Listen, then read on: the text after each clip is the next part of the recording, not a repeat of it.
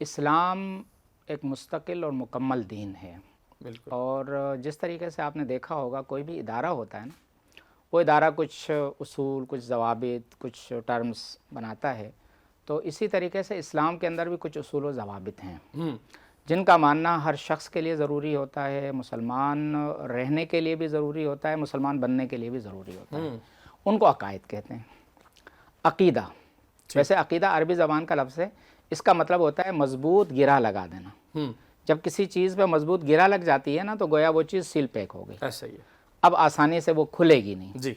اسی طریقے سے گرہ کا ایک اور مطلب آتا ہے، عربوں میں ایک رواج تھا، جیسے میں آپ کو ایک میسج دے رہا ہوں، پیغام دے رہا ہوں، یار فلاں کے پاس جا کے میرا یہ پیغام اس کو دے دینا، تو ایک خطرہ یہ بھی ہوتا تھا آپ بھول نہ جائیں. جی. آج کل موبائلوں میں ہم الارم لگا دیتے ہیں یا ریمائنڈر وغیرہ، ہوتا ہے. مختلف طریقے ہیں. اس زمانے میں یہ چیزیں نہیں ہوتی تھیں، تو اس شخص کی شہادت کی انگلی پہ نا ایک دھاگا باندھ دیتے تھے اچھا. اور اس کو گرہ لگا دیتے تھے. صحیح ہے. ظاہر سی بات ہے جب وہ جائے گا تو اس کی اپنی نظر پڑے گی، اگر اپنی نظر نہیں پڑے گی تو اگلا پوچھے گا کہ بھئی یہ دھاگا کیوں باندھا ہوا، کیا مسئلہ ہے؟ یاد آ جائے گا. تو اس کو یاد آ جائے گا جی یہ فلاں آدمی کا میسج ہے اور اس نے آپ سے یہ کہا ہے. کیا شکل ہے بھائی ریمائنڈر. تو عقیدہ اسی سے ہے، یعنی اپنے دین پر ایک ایسی مضبوط گرہ لگا دینا کہ جس کی وجہ سے آپ کا دین محفوظ ہو جائے.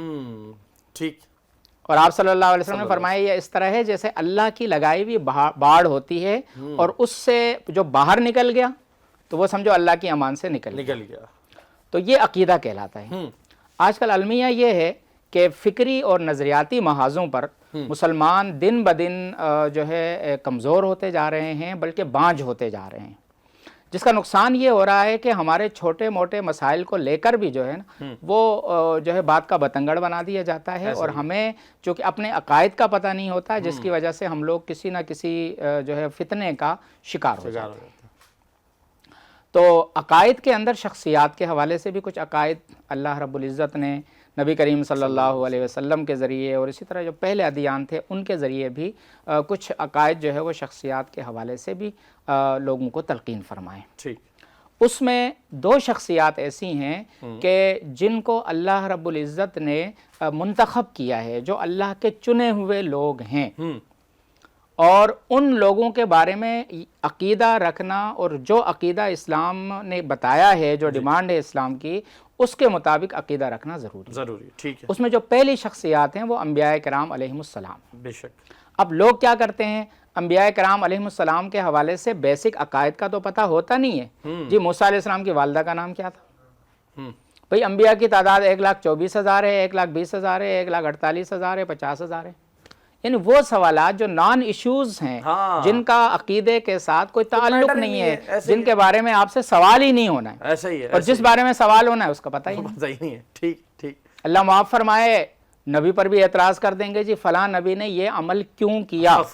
تو میں اکثر کہا کرتا ہوں کہ تم کس کھیت کی مولی ہو. واہ واہ واہ واہ. ایسا ہی ہے. وہ تو اللہ کے چنے ہوئے لوگ تھے جن کو اللہ رب العزت نے اپنے پیغام کو اس زمانے کے لوگوں تک پہنچانے کے لیے منتخب کیا ہوا تھا. ان کو علم بھی اللہ نے دیا، ان کی حفاظت بھی ہر قسم کے گناہوں سے اللہ رب العزت نے فرمائی، اور ان کو معصوم بنایا. ایسا ہی ہے. فرشتے بھی معصوم ہیں، انبیاء بھی معصوم ہیں. فرق کیا ہے کہ فرشتوں کے اندر گناہ کا تقاضا نہیں ہے. گناہ کے جو آلات ہوتے ہیں، جو اسباب ہوتے ہیں، جو ذرائع ہوتے ہیں، جو انوائرمنٹ ہوتی ہے، جو ہمیں گناہ پر آمادہ کرتی ہے، فرشتوں میں تو وہ ہے ہی نہیں. ٹھیک ہے. انسان کے اندر وہ سب کچھ موجود ہے.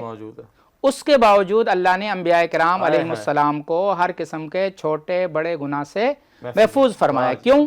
اس لیے کہ میسنجرز آف گاڈ جب اللہ کا پیغام لے کے جا رہے ہیں تو اگلا یہ انگلی نہ اٹھائے کہ اس کا اپنا کردار تو ایسا ہے. کیا بات ہے. ایسا ہی ہے. ایسا ہی ہے. اس کی اپنی زندگی تو اس طرح ہے اور یہ ہمیں اس طرح کہہ رہا ہے. صحیح بات ہے.